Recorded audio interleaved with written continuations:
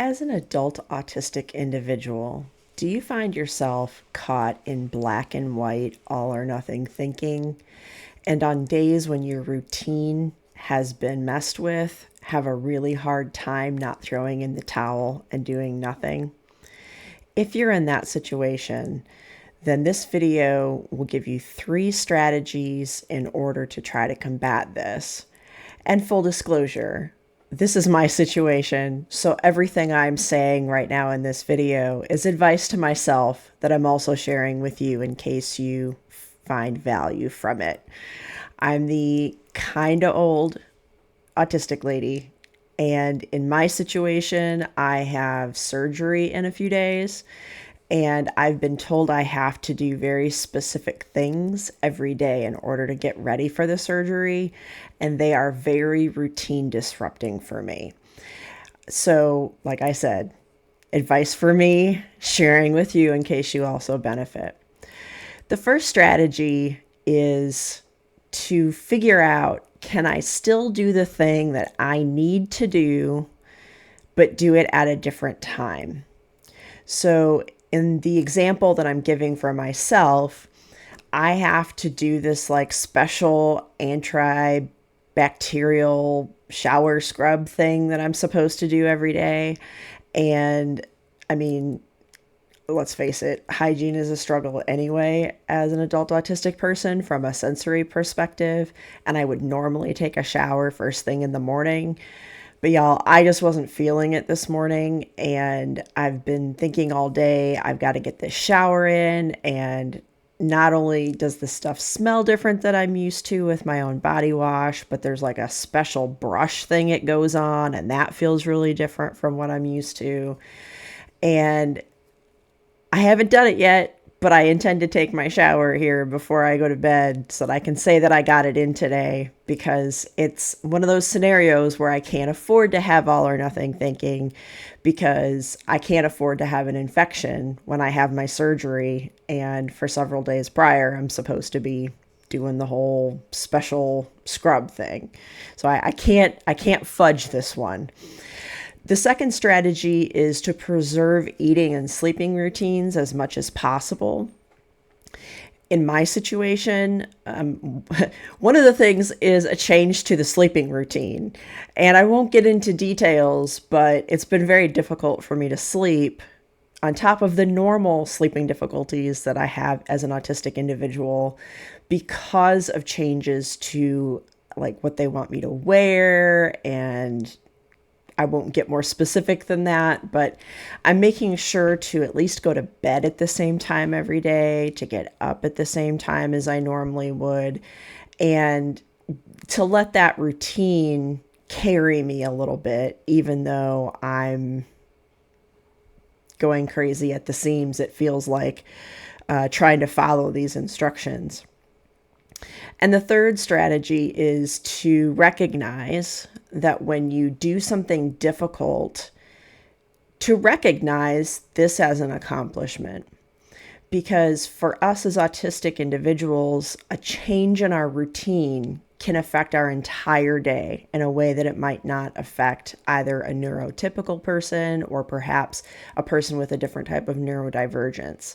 And so for me, what that looks like today is there is a special like anti-MRSA thing I have to do. I don't have MRSA that I know of, but I guess they tell everybody they have to do it.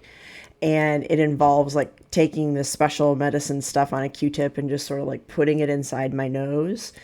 And for me, that's really frustrating because it feels weird. It kind of tickles. When I go to breathe, it's not quite the same. I want to immediately get it out of my nose as soon as I've done it.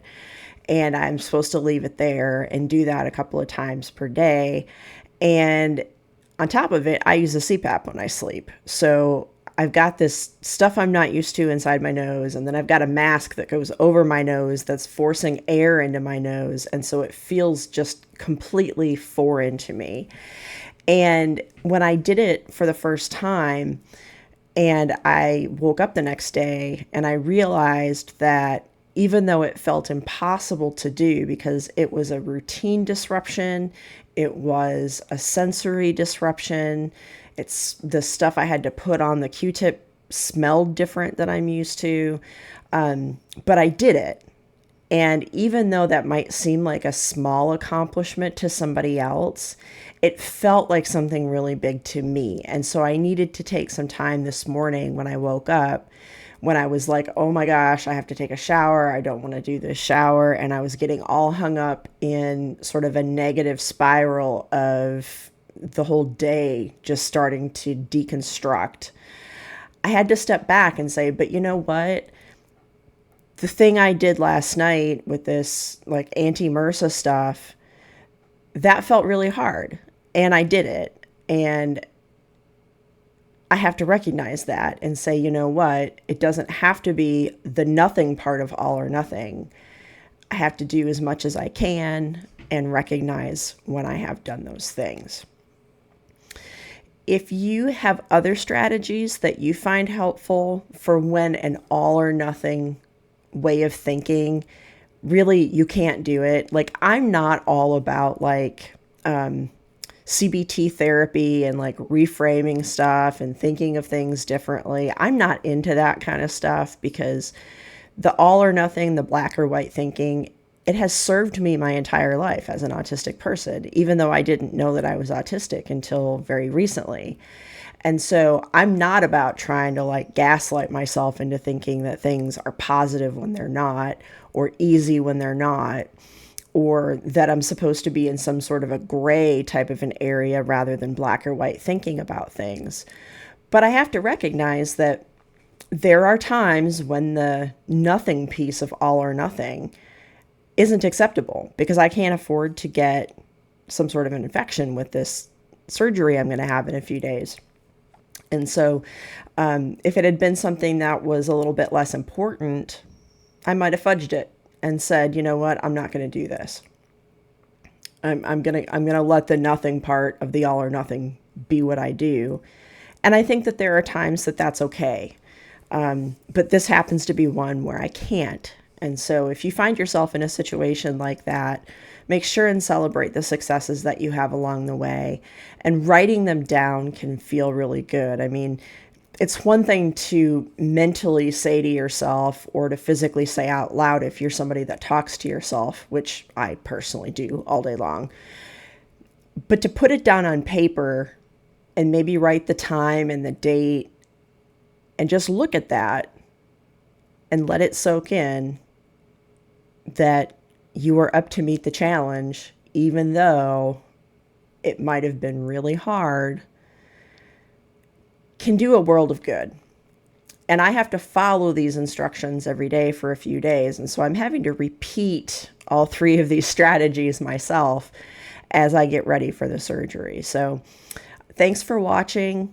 Like and subscribe if you felt this video was helpful, and leave a comment if you have other strategies that I haven't thought of that other viewers might find helpful. Let me know. Thanks for watching.